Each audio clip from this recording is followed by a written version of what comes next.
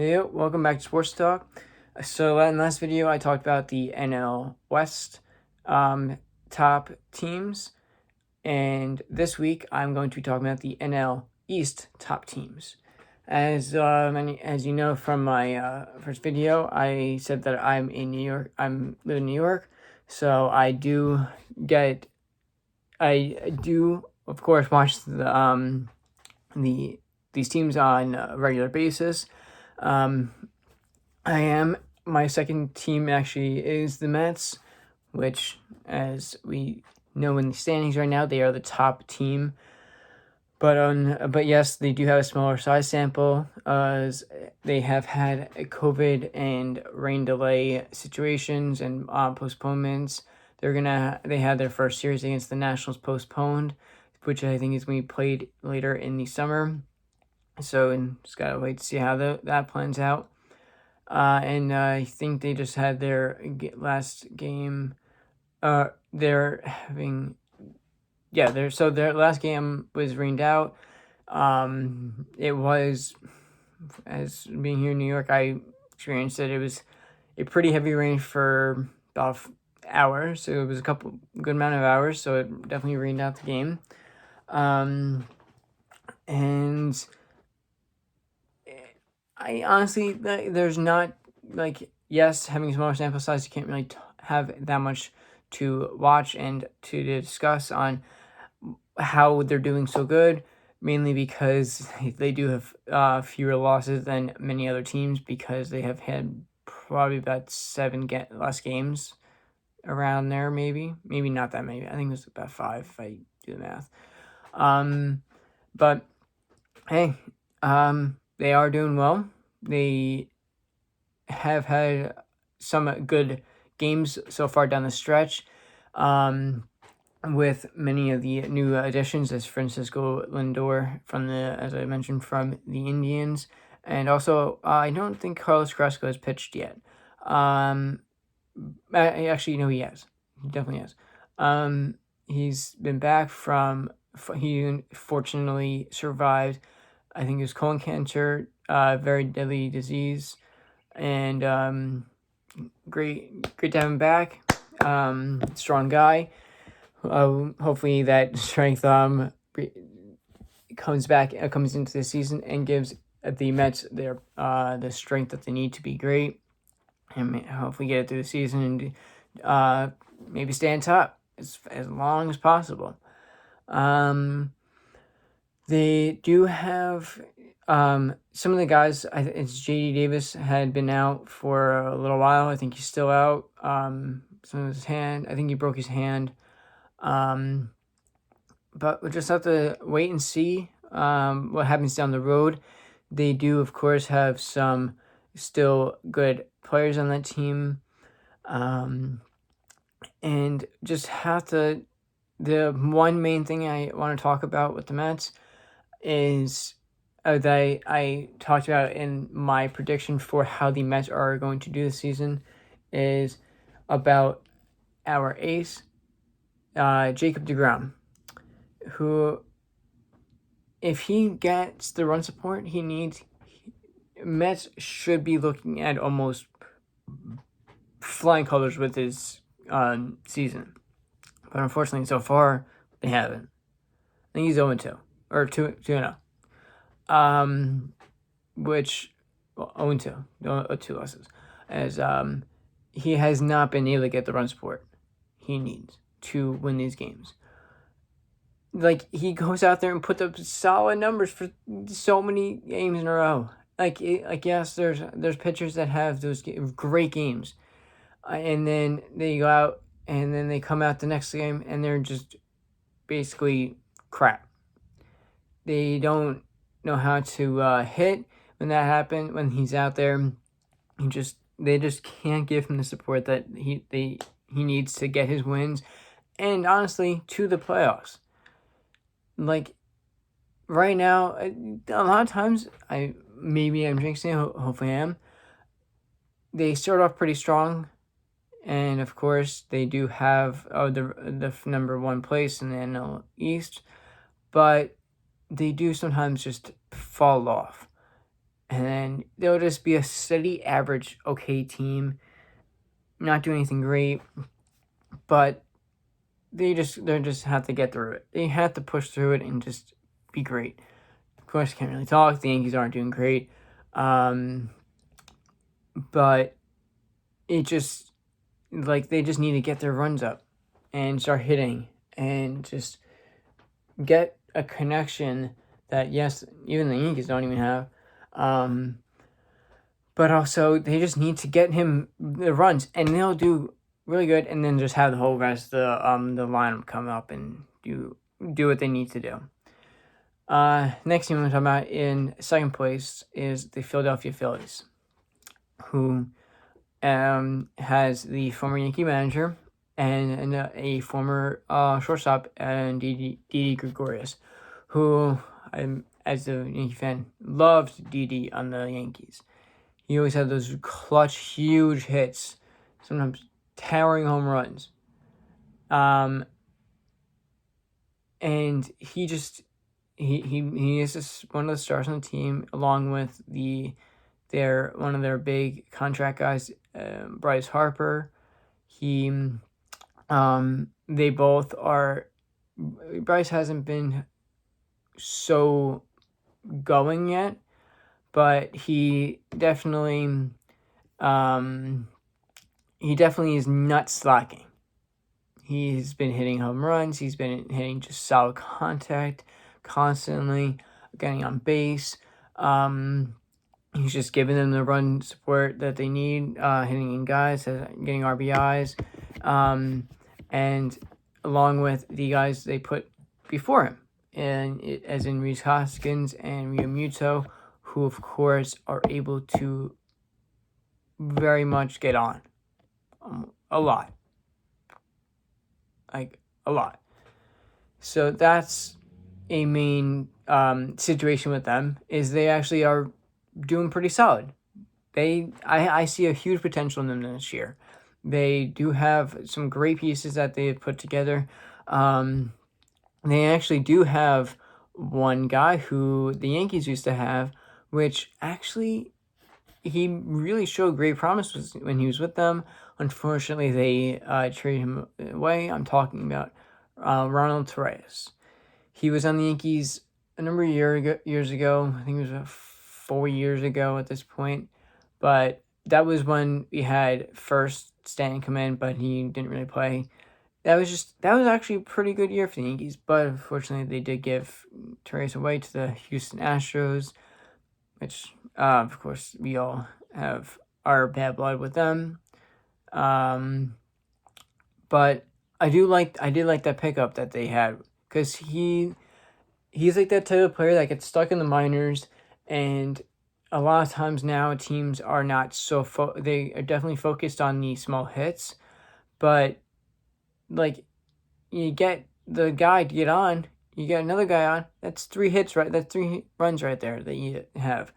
He was he hit the occasional home run here and there, probably 10 at bats or so to get you a little, all right, he's got pop, but he's more of a contact hitter, not a big contact hitter. Don't get me granted, but he does show that face where he can, of course, be a great player at the big level, which those players are not, unfortunately, getting a lot of opportunities because of the power that teams want now. But let me do a little pitching now. We got former Mets pitcher and Zach Wheeler, who actually I think pitched against the Mets the last game and one of the last games. It's kind of fun to watch a former player pitch against his former team.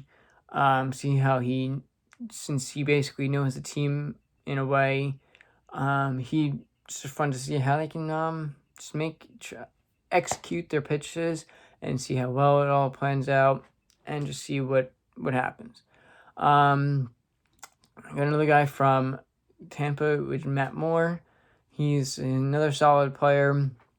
And Chase Anderson, and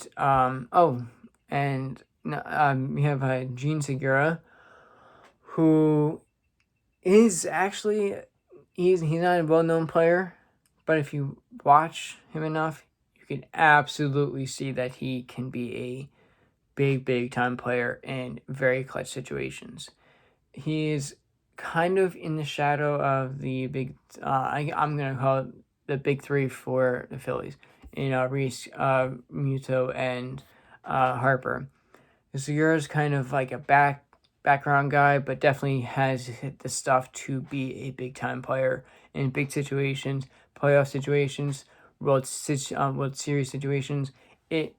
He's just a guy that can come up, and when you need it, honestly, most likely you will get it. You'll get the big hit that you need from him. The third team I'm going down to is the Miami Marlins, who, as you followed the baseball world for the last probably about decade, they haven't been too great. And if you know this, former Yankee legend Derek Jeter actually owns majority of the team. Everyone was saying, "Oh, how great it was that a great player." Yes, I am pretty biased about him. He is my all-time favorite player. He basically had played my entire childhood from start to end. Well, I'm basically still in childhood-ish, around there. But he started playing basically when I was born, and played 20 years. I grew up with him. I've seen so many great plays about him, but so that when they got him as majority owner, I was like, wow, like this team actually might do something great. Of course, if you watch them, they got rid of major players. Well, major players for them when they were there. They got rid of Stan, who actually went to his team that night. My favorite team, New York Yankees. They got rid of what's his name? Christian Yelich, who wasn't a well-known player, but made his way on the team, and really actually made a big last season before he got traded to the Milwaukee Brewers. And Marcell Ozuna, who is on the I think he's on the Cardinals right now. But those three, it was kind of crazy how one of the legends of baseball comes in and just basically gets rid of your top players. Doesn't exactly make sense, but you got to see where he's going. It's been a couple years. I think it's been about 2 years, and they made it to the playoffs last year. Yes, again, it was a shortened season at 60 games. We don't know how it could have gone if they had another 102 games. Maybe they would have stayed up there. You never know. That's a whole reason to play the whole season. That's why you don't freak out in the first 15 games. Yes, your team could be doing bad, but that happens. Your team goes through big slumps, as the Yankees are right now. That's a pretty rough scene to watch right now. But hey, if you're not a fan, you don't understand that you go through these things. These things will happen. Sometimes they last longer than you want. Of course, you don't want them to last long. You want them to last like never, basically. Oh, hey, you're down. All right, let's see if you can bounce back next inning. If you can, all right, let's try next inning. It's been a little down. But yes, the Miami Marlins have been doing great. They have some great players now. They have Starling Marte, who was from the Pirates, who I think his brother is on the Diamondbacks. It's just a big. Actually, this team has actually come through a lot. They have Garrett Cooper, the first baseman, who's been he's actually been showing that he can play, and he's been big in big moments. They have his man Brian Anderson, who has been making huge plays. They've just been coming up as a solid team. One of their main pitchers is John Curtis, who's been just dominating since he's been there. He's never really been a crappy player. He's been always top player. He knows how to make his pitches. He's just been one of the guys you can count on, and he's one of the main reasons why they got to the playoffs last year, along with Cooper and Anderson.